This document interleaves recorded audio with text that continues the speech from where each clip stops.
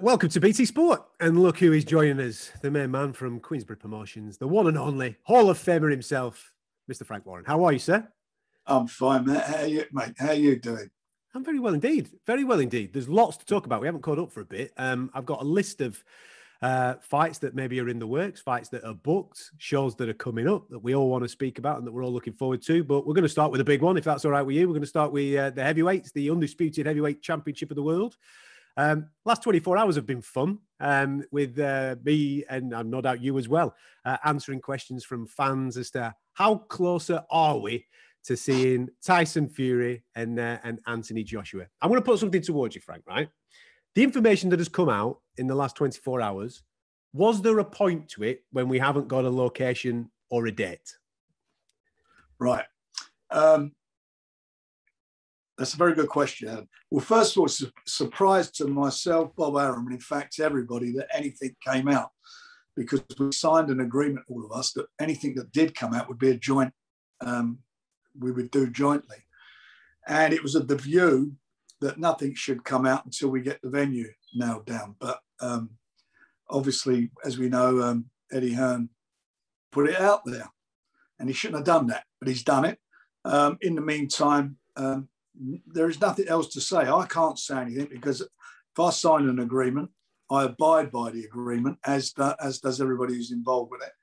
And more importantly, we still haven't got the venue sorted out. There's a lot of interest, but the venue's not been finalised. So we are where we are. You know, it's been signed, and obviously that's out there now, and there's nothing I can do about that being out there. But it was all a bit, it's a bit silly to do that. But sometimes people think they're more important than the fight. Is there a time scale on how quickly you've got to find a venue, given the things that were signed over the weekend?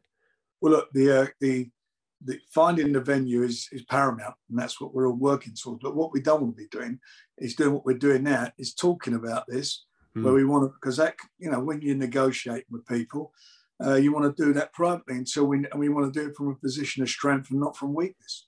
So, we're all working on it, and hopefully we'll get it over the line. I do feel for both fighters and obviously everybody that's involved with this, because without a pandemic, I've no doubt that we may even have already had the fight. It seems that Tyson's in, Anthony's in, all the teams are in, but the pandemic seems to just be holding everything back, which is totally understandable. Is one of the things that you're looking for being able to do this in front of a crowd? I mean, over the last 24 hours, Dana White and the UFC have just announced that they're going to be going back in front of a full capacity crowd at Jacksonville, Florida. Is that something that is part of the negotiations and part of the things that you're looking at? Look, if you're looking for someone to put up a sizable site fee, they obviously want to recoup their money. And they may do it for various reasons. If it's in a foreign country, it'll be because they want to get exposure. They want to, get the country established on the world sporting map. This is obviously the biggest fight out there by far. But also they're businessmen or businesswomen, and they will want to get some return back on their money.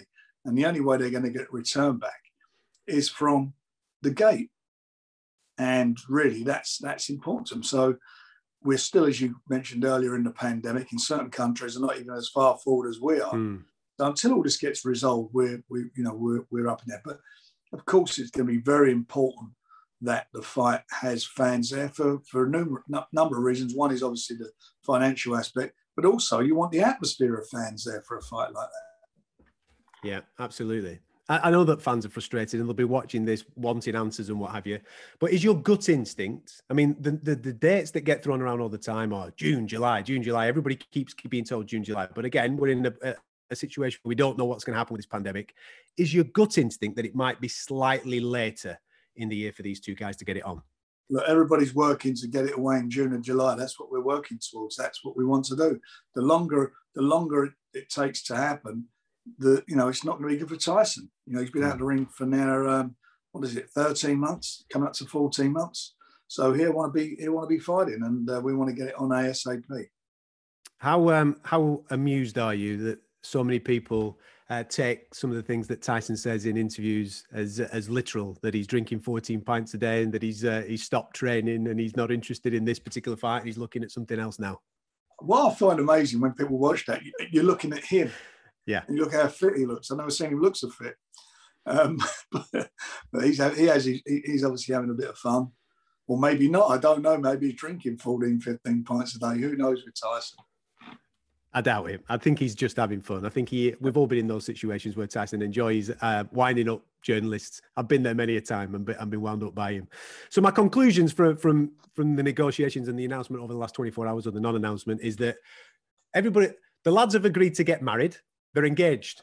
They haven't got a location yet, and they're searching for a day, and they don't know how much money is involved in it, but that's where we're at the moment. They've agreed that they're going to do it. They've met on the internet, and now they're looking for somewhere. Now they're looking for somewhere to meet up together. Look, we're all working hard. The good thing is, it shows how far down the road we've got with actually getting everybody to sign a document. So that's it.